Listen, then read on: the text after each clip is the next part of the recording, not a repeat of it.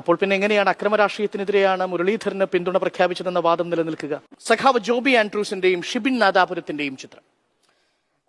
ഇതിൽ ഈ ജോബി ആൻഡ്രൂസിനെ സഖാവിന് അറിയാമല്ലോ. പിന്നെ ഞാനും ജോബി ആൻഡ്രൂസും ഞാൻ സംസ്ഥാന ജില്ലാ കമ്മിറ്റിയിലായിരിക്കുമ്പോൾ അതിന്റെ ഏരിയ കമ്മിറ്റി മെമ്പറായിരുന്നു. ഏറ്റവും അടുത്ത ബന്ധം സൗഹൃദമുണ്ട്. ടിപിയുമായിട്ട് ആ വീടുമായിട്ടും ഒക്കെ ജോബിയുടെ ജൂലൈ 15 പോകാറുണ്ടോ അവിടെ?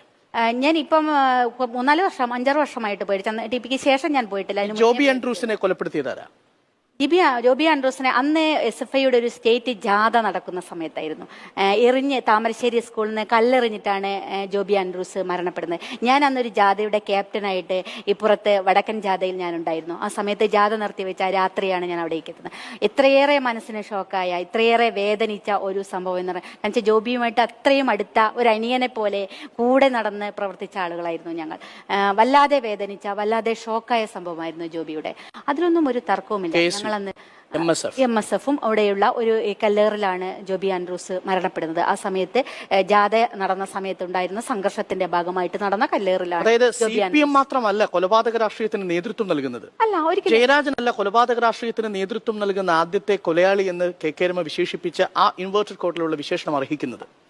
മുരളീധരൻ പ്രതിനിധാനം ചെയ്യുന്ന കോൺഗ്രസിന്റെ KSUവും കൊന്നിട്ടുണ്ട്. ദാ നിങ്ങൾക്കേറെ പ്രിയപ്പെട്ട